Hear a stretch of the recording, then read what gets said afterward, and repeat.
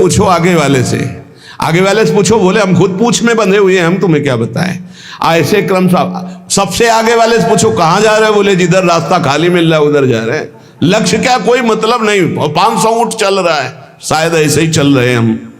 कहां जाना है, रास्ता खाली, जिधर जिधर वासना मोड़ दे उधर चली जाना। बोले तुम कहां जा रहे हो, बोले आगे वाला जहां जा रहा है वो आगे वाला। तुम्हें ज्ञान नहीं, तुम ऐसे जुड़ गए हो, नहीं भीड़ नहीं बांध रही। जहां जुड़ो, विवेक से जुड़ो, ये मार्ग कहां जा रहा है, तुम्हें कहां जाना है, तुम्हें क्या प्राप्त करना है, क्या बोल रहा है, इसकी स्थिति क्या है। जब तक नहीं समझो तब तक किसी को गुरु मत बनाओ, कहीं मत जुड़ो, चुपचाप सत्संग सुनो, निरपेक्ष होकर सुनो। जब तक भगवान आदेश न करे तब तक किसी को गुरु मत बनाओ। खिलवाड़ मत करो अपने जीवन और परमार्थ के साथ। श्रद्धावान लभते ज्ञानम, श्रद्धावान को जो शास्त्रीय ज्ञान सत्संग प्राप्त हुआ है उसकी कसौटी है तत्परहा, जो जानकारी हुई उसके परायण हो, और उसकी कसौटी है कि संयतेन्द्रिया, अपनी इंद्रियों पर विजय प्राप्त करे। तब बोले ज्ञानम लब्ध्वा, अब उसको ब्रह्मबोध होगा। परम शांति मचिरेणाधिगच्छति, वो तत्काल परम शांति को प्राप्त हो गया। ब्रह्मभूता प्रसन्नात्मा न सोचति न कांक्षति समा सर्वेषु भूतेषु मद भक्तिम लभते पराम। जब तक इंद्रियां संयत नहीं हुई, साधन में तत्परता नहीं हुई, तब तक केवल ढोंग है, कोई ज्ञान नहीं है।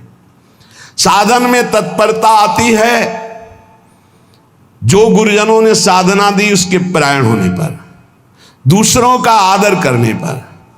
सबका आदर करे, साधन में अपने खुद चित्त लगाए रहे पूरी श्रद्धा के साथ, और इंद्रियों को विषय की तरफ न जाने दे, तो नित्य प्राप्त तत्व का बोध हो जाता है। ये गुरु कृपा से, ऐसे थोड़ी होता है। बड़ा विचित्र समय, बड़ा विचित्र समय। भगवान कह रहे ज्ञानम लब्ध्वा पराम शांति, वो परम शांति जहां न किसी तरह का मान अपमान, लाभ हानि, सुख दुख, जन्म मृत्यु, इनका प्रवेश ही नहीं। वो ज्ञानम लब्ध्वा पराम शांति मचिरेणाधिगच्छति। बड़े आश्चर्य की बात है कि नित्य निरंतर परमात्मा स्वरूप यहां विराजमान है, फिर भी वो प्रियता शरीर में और भोगों में किए हुए जीव भटक रहा है। इसका कारण ये भगवान की दुरंत माया है। हम स्थायी सुख संसार को मान लेते हैं और पूरा जन्म इसी में व्यतीत कर देते हैं।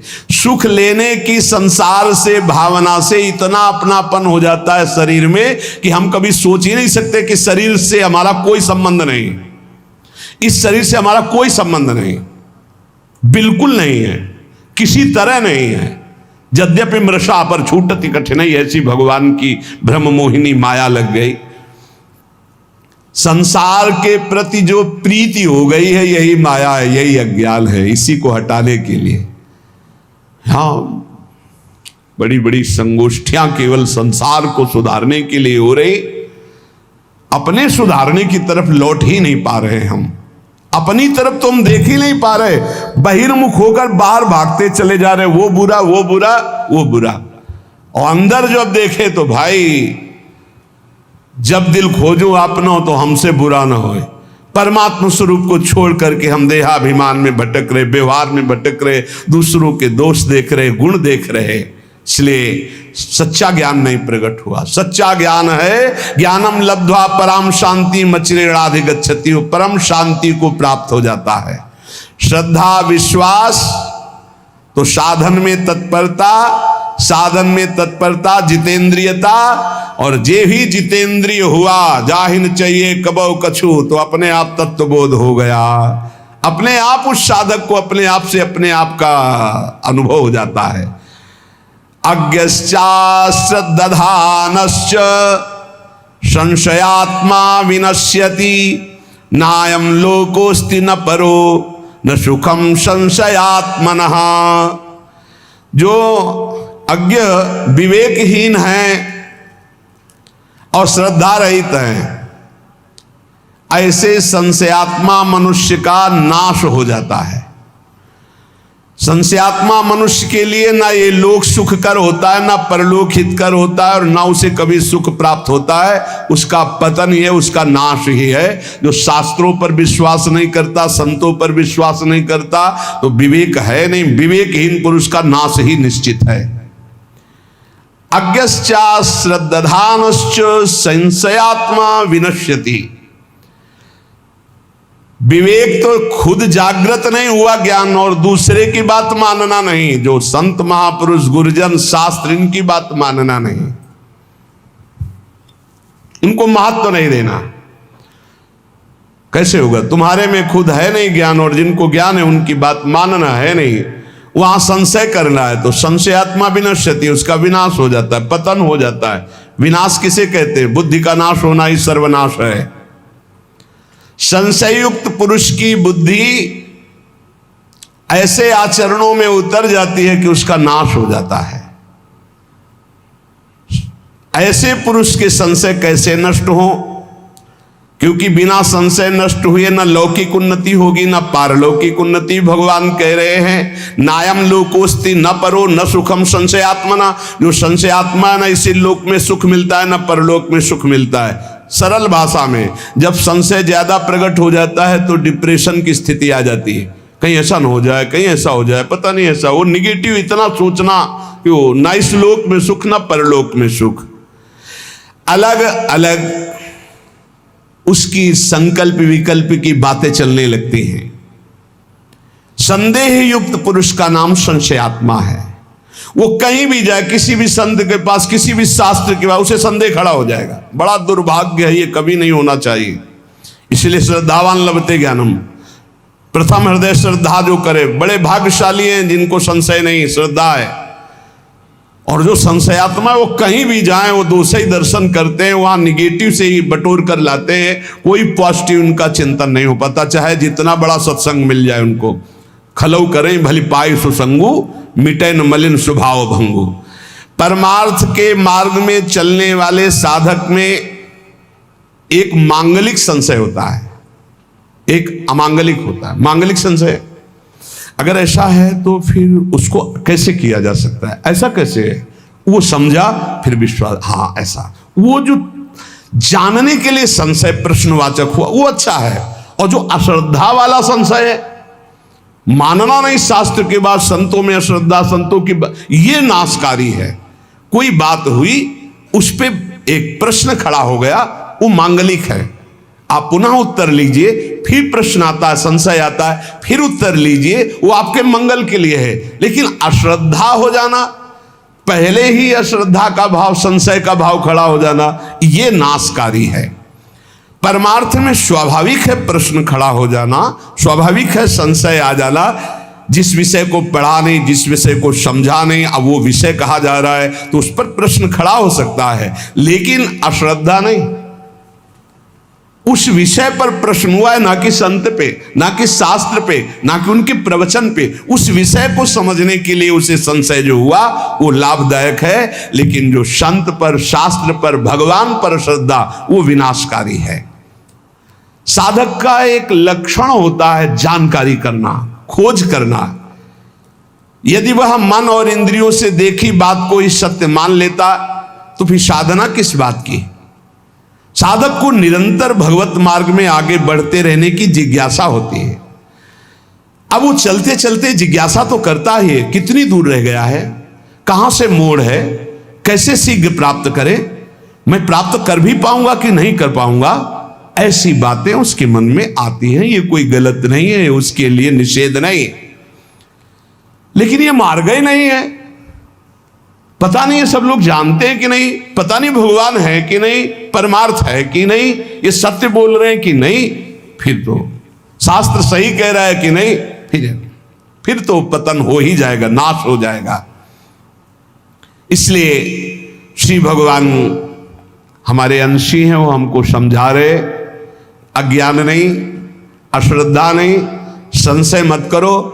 इस लोक में, परलोक में संशयात्मा को सुख की प्राप्ति कदापि नहीं होती। नायम लोकोस्तु न परो न सुखम संशयात्मना। संशयात्मा अज्ञ, अश्रद्धालु, भीतर ही भीतर वो जलता रहता है, बड़े खतरनाक स्थिति होती, जलता रहता है, जब बोलेगा तो जहर बोलेगा। और नकारात्मक सोच, संशयात्मा मनुष्य का इस लोक का इतना गंदा व्यवहार बिगड़ जाता है, बड़े बड़े अपराध बन जाते हैं। वो यहां तक प्रत्येक व्यक्ति पर संशय करता है, प्रत्येक बात पर संशय करता, खुद पे ऐसे थोड़ी तत्वबोध, ऐसे परमात्मा प्राप्ति थोड़ी होती। जानबूझकर हर सुखों का त्याग करके अपने को कठोर बनाया जाता है, अपने को मजबूत बनाया जाता है। धीरज धैर्य संतोष रहे दृढ़ हुए ठहराई, जो कछु आवे खाई बचे सो दे लुटाई। संग्रह न करे, बड़ी श्री जी की कृपा है जो अपने लिए कभी संग्रह ना हो। अपना नाम, अपना मकान, अपना वैभव अगर गृहस्थी में भी है तो ठाकुर जी के भाव में रखे तो जीवन मुक्त होने के लिए बढ़िया अवसर है। ये घर ठाकुर जी का, नाथ सकल संपदा तुम्हारी, मैं सेवक समेत सुत नारी। और विरक्त में तो भगवान ही भगवान है, उसका कुछ है ही नहीं। कहीं भी अपना अस्तित्व न रहे तो जीवन मुक्त होने में सहजता आ जाएगी। लगे न माया मोह जगत की छोड़े आशा, बहुत ध्यान देने योग्य बात। बल तज निर्बल होए सबुर से करे दिलासा, काम क्रोध को मार के मारे नींद आहार, पलटू ऐसे दास को भरम न करे संसार। ये महापुरुषों के वचन, यही चिंतन करने योग्य है। कह रहे हैं कि जो अपने लिए कोई उपाय नहीं करता, अपना कुछ नहीं रखता, सब प्रभु का, उसको कभी माया मोह परास्त नहीं कर सकता। जो किसी से कोई आशा नहीं रखता, अपना बल नहीं है, बल हरि का, गुरुदेव का, तो काम क्रोध को मार के मारे नींद आहार, इस पर जरूर चलना चाहिए। जब भगवत मार्ग में भगवत प्राप्ति की लगन की अगन लगी तो सबसे पहले यही अंदर आया था कि हम कई दिन तक भूखे रहकर भजन कर सकते हैं, नहीं खाएंगे। भजन का तार न टूटे, और कितने दिन हम रह सकते हैं ऐसे, भजन का तार न टूटे। हर कष्ट में भजन, हर सुविधा में भजन, संसार के किसी भी क्षेत्र में भजन, भजन न छूटे, इसका अभ्यास हमें करना है। ये दृढ़ निश्चय कर लिया गया था बचपन में ही। बीच बाजार में, एकांत में, गंगा के किनारे, शहर में, कहीं भी रहो, भजन तुम्हारा नहीं छूटना चाहिए। भूख से, प्यास से या छके होकर के, सब सुविधाओं में या असुविधाओं में भजन नहीं छूटना चाहिए। काम क्रोध को मार के मारे नींद आहार, यह है दिग्विजयी योद्धा भगवत भक्त। काम क्रोध को मार के मारे नींद आहार, नींद पर विजय प्राप्त और आहार पर विजय प्राप्त। ये ऐसे होता है, 20-20, 10-10 मिनट नींद को मारा जाता है। ऐसा नहीं कि बचपन से ही नींद पर विजय प्राप्त हो जाती है, बहुत कष्ट सहा जाता है। रात्रि में जहां गुरु आश्रम में थे 9 बजे सो जाते थे, 4 बजे उठने का नियम था वहां प्राय सब। गुरुदेव ने 2 बजे का नियम बनाया था, गुरुदेव 2 बजे उठते थे और सबके लिए छूट थी। 2 बजे उठते थे, 2 बजे उठा देते थे। प्रातः 2 बजे उठना और रात्रि के 9 बजे शयन करना, ऐसा नियमावली बनाई थी गुरुदेव भगवान ने। धीरे धीरे 9 से 9:10, 9:20, धीरे धीरे 10 तक पहुंचे। ऐसी लगन जब बढ़ती है, 3 घंटे विश्राम, 12, 1, 2, बस वही लीला यहां चल रही। जो अभ्यास दृढ़ कर लिया जाता है वो अभ्यास दृढ़ हो जाता है। नींद अगर हमको परास्त करे तो साधक कैसा? हम अपना सत्संग भगवत प्राप्ति के लिए होता है, मनोरंजन के लिए नहीं होता। यहां वही बैठेगा जिसे भगवान की कृपा से भगवत प्राप्ति करवानी है, भगवान को वही बैठेगा। काम क्रोध को मार के मारे नींद आहार। अब उल्टा, जो मारे नींद आहार वो काम क्रोध को मार के, जो नींद और आहार को मार देगा वो काम विजयी हो जाएगा, वो क्रोध विजयी हो जाएगा। पक्का समझ लो, आहार से ही काम प्रकट होता, काम से ही क्रोध प्रकट होता। क्रोध और नींद दोनों गुरु भाई हैं, तमोगुण से प्रकट होते। निद्रा आलस्य प्रमादो तम तत्तामस मुदाहरतम। पलटू ऐसे दास को भ्रम न करे संसार, ऐसे दास को भ्रमित नहीं करती है माया। साहब के दास कहाए यारो, जगत की आस न रखिए। समर्थ स्वामी को जब पाया, जगत से दीन न भाखिए। थोड़ा सा तो सहयोग कर ही दो आप। नहीं, कभी भगवान का दास होकर किसी भी निमित्त उत्सव आदि के लिए भी नहीं। जब कल हमारे पास कि उत्सव जन्मदिन का आपके आ रहा है, ऐसे से ऐसी व्यवस्था, कुछ व्यवस्था नहीं। सत्संग करते हैं, जन्म दिवस है, हम अपने गुरुदेव का पूजन कर आएंगे, बस। बिल्कुल नहीं, कुछ नहीं होगा। यही भेंट है कि तुम हमारा सत्संग सुनो और भगवत प्राप्ति करो। चाहे गुरु पूर्णिमा हो, चाहे जन्मदिन, आज से सब बंद। कुछ नहीं, कोई किसी का पूजन नहीं, किसी का आना जाना नहीं। ऐसे ऐसे रोज सत्संग सुनो, और जैसे एकांतिक होता है वैसे एकांतिक हो, दर्शन जैसे रोड में होते होते। और जब कल हमको सुनने को मिला कि अभी 2-4 दिन में कभी शुरू है, अब हमें तारीख वारीख तो पता नहीं, तो कल शाम से हम चिंतित हो गए कि बेमतलब पूरा जीवन हम कभी इसके लिए नहीं बैठे, अब 4-5 घंटे इसके लिए हमें बैठना पड़ेगा कि भगत जी आ रहे हैं, हैप्पी बर्थडे कहेंगे। बिल्कुल नहीं, बंद, बिल्कुल बंद, कोई मतलब नहीं, इतना भी अंतर नहीं। जैसे रोज चल रहा है ऐसे सत्संग चलेगा। न यहाँ गुरु पूर्णिमा मनाई जाएगी, न यहाँ जन्मदिन मनाया जाएगा। यही गुरु पूर्णिमा जो तुम सुन रहे हो, भजन करो, हमारा सत्संग सुनो, हमारी बात मानो, मंत्र जपो, नाम जप करो, यही हमारी भेंट है। इस उदर पोषण के लिए हम जो भिक्षुक जन है, वो हमारी स्वामिनी जो चला रहे हैं, चलावे उनकी गरज हो तो, ना चलावे तो ना चलावे।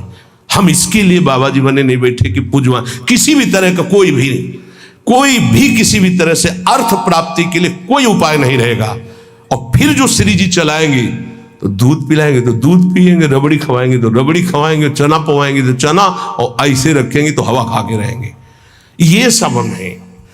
सबसे प्रार्थना है हमारी, अगर भावना को आप समझ पा रहे हो, आपको अगर हमारा जन्म उत्सव मनाना है, गुरु जन्मोत्सव या गुरु पूर्णिमा, तो हमारी बात माने और खूब भजन करें। तुम्हारा मंगल हो, स्वस्थ रहो, भगवत प्राप्ति करो, यही हमारी गुरु पूर्णिमा है, यही हमारा जन्मदिन है। इसके अलावा कुछ उत्सव नहीं मनेगा, यहाँ कोई उत्सव नहीं मनेगा। उत्सव है भावोत्सवेन भजताम रस काम धेनु तम राधिका चरण रेणु माम स्मरामि।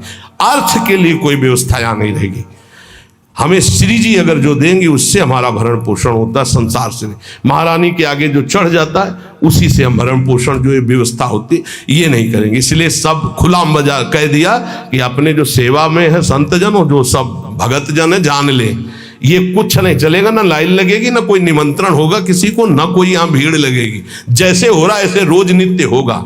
बस आप अपनी बात को समझें, गुरु मंत्र को जपें, नाम को जपें, गुरु आज्ञा का पालन करें, यही महोत्सव है। इस महोत्सव के लिए हमारा जीवन है। हम श्री जी के हैं, श्री जी के रहेंगे, श्री जी ही हमारा जीवन है। ये महान उत्सव हो रहा है, नाम कीर्तन उत्सव हो रहा है, श्री जी का झूलन उत्सव हो रहा है, श्री जी की आरती उत्सव हो रहा है, श्री जी का वन विहार हो रहा है। यही हमारे जन्म का उत्सव है, यही हमारा उत्सव है, यही हमारी गुरु पूर्णिमा। अगर ये नहीं तो सब नाटक है, उसको हम नहीं मानते। किसी से हमें कभी भी इशारा करना पड़े किसी भी बात के लिए, बिल्कुल नहीं, बिल्कुल नहीं। कोई ऐसा उत्सव नहीं, ना लेना ना देना, और मगन रहना, हरिनाम लेना, हरिनाम देना, राधा नाम गाना, राधा नाम गवाना, यही हमारा उत्सव है। सील स्नेह शीतल बचन यह संतन की रीति, सुनत बात के जुड़ाए जावे सबसे करिए प्रीति। संतों की रीति यही है कि उनके वचन सुनकर संसार के ताप से तापित जीव आनंद को प्राप्त हो जाए। हमारे प्रभु अंदर की बात देखते हैं। देखो बहानेबाजी जो है, अंदर का भरोसा टूटा ना प्रभु का, तो बाहर का नाटक प्रभु की प्राप्ति नहीं करा सकता। अंदर का भरोसा, अंदर से अगर अर्थ प्राप्ति का किसी भी तरह से भाव बन गया तो हमारा जितना किया करा ऐसा माटी हो जाएगा। चाहे हमारे शिष्य हो, चाहे हमारे मित्र हो, सब ये बात सुन लीजिए। हमारी अंतिम अंदर की बात यही है, हम कामी हैं, क्रोधी हैं, माना हम भगवान के लायक उस कोटि के नहीं, लेकिन